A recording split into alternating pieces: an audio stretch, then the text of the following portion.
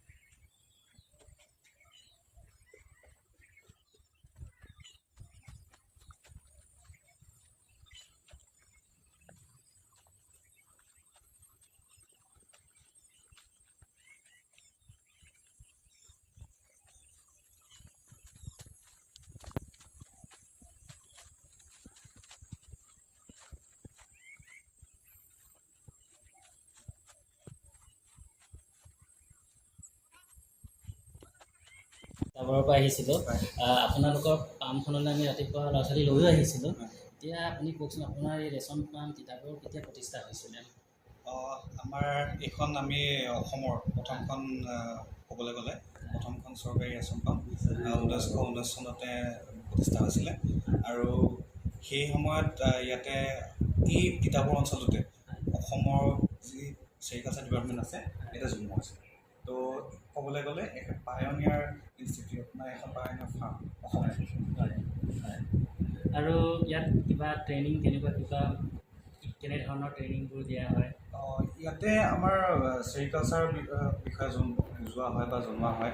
আমাৰ farm চেণ্টাৰলৈ student আহে থাকে, কিন্তু তেনেকুৱা ধৰণৰ 1 বছৰীয়া চাৰ্টিফিকেট কোৰ্চ আমাৰ কিনাৰতে আছে ছেৰিকালচাৰ ট্ৰেইনিং ইনষ্টিটিউট। তাতে 1 বছৰীয়া ট্ৰেইনিং দিয়া হয়। সেইটো চাৰ্টিফিকেট কোৰ্চ হয়। আৰু তাতে যদি কোনোবাই ট্ৰেইনিং লয় তেতিয়া আমাৰ ডিপাৰ্টমেণ্টত যি ছেৰিকালচাৰ ডেমনষ্ট্ৰেটৰ পোষ্ট আছে তাত মানে তেওঁলোকে সোমাই নিযুক্তি পায়। আৰু এনেই আমাৰ উঠি অহা প্ৰজন্মৰ কাৰণে মানে নিজে সংস্থাপিত হোৱাৰ কিবা সুবিধা আছে নেকি?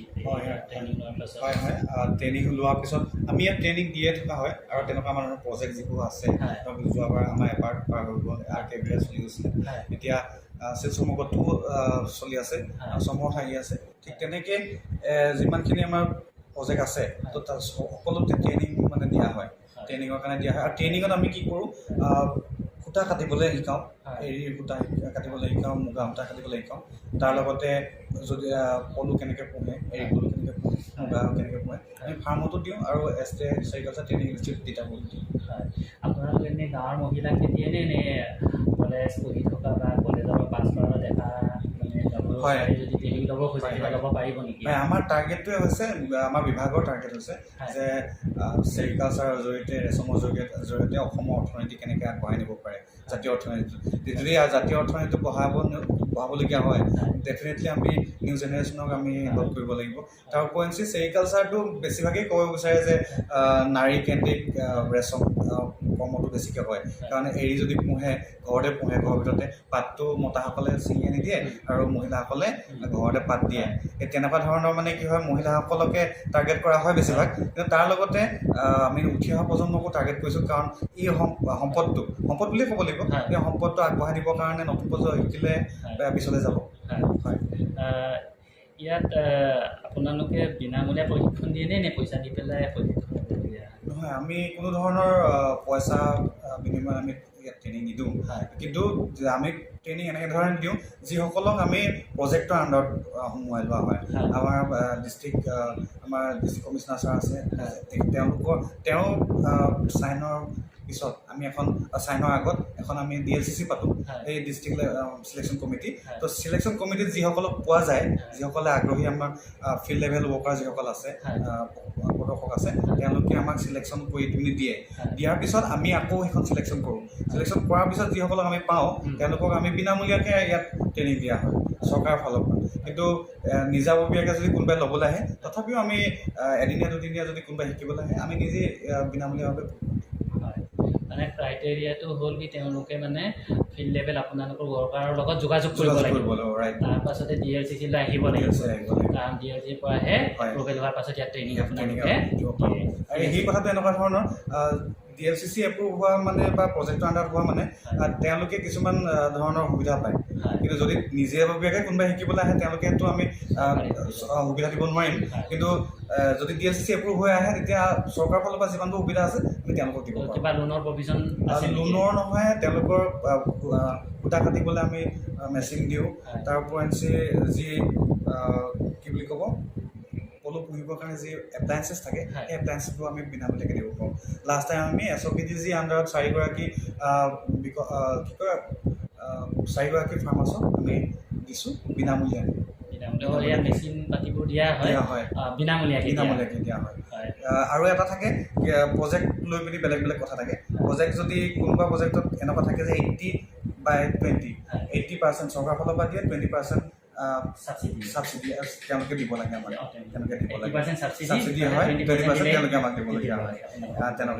তেনেকুৱা মানে গোটেই বছৰটো প্ৰত্যেক বছৰে আহে আৰু প্ৰজেক্ট লৈ আহে, প্ৰজেক্ট ৱাইজ কথাটো আহে। আমাৰ মানে কথাটো এনেকুৱা হয়, ইয়েৰলি আমি দিব পাৰিম বুলি ক'ব নোৱাৰোঁ, কিন্তু প্ৰজেক্ট যদি আহে তাৰ আণ্ডাৰত যদি দিব পৰাকৈ সুবিধা থাকে তেতিয়া আমি সুবিধাখিনি উপলব্ধ পাওঁ। ঠিক আছে, এনেকুৱা ট্ৰেইনিং চেণ্টাৰ আমাৰ অসমত কিমান আছে বাৰু?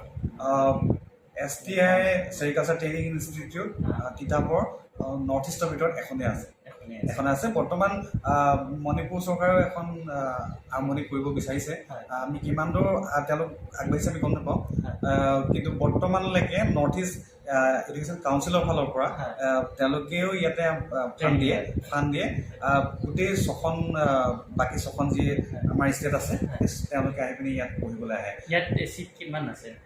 চিট আমাৰ টোটেলি 60টা আছে। কেতিয়াবা যেতিয়া ফাণ্ড বেছি বা ফাণ্ড কম হ'লে আপ ডাউন হৈ থাকে। এইটো মানে বেলেগ বেলেগ ষ্টেটৰ কাৰণে চিটবোৰ ৰিজাৰ্ভ থাকে নে? ৰিজাৰ্ভ থাকে তেওঁলোকৰ। আমাৰ অসমৰ কাৰণে 30জন থাকে। সুধিবলগীয়া আছিলে। ধন্যবাদ আপোনাক। আমি পাছত আৰু ডিটেইলছ আলোচনা কৰিম। আজিলৈ ইমানটা হৈছে। ধন্যবাদ।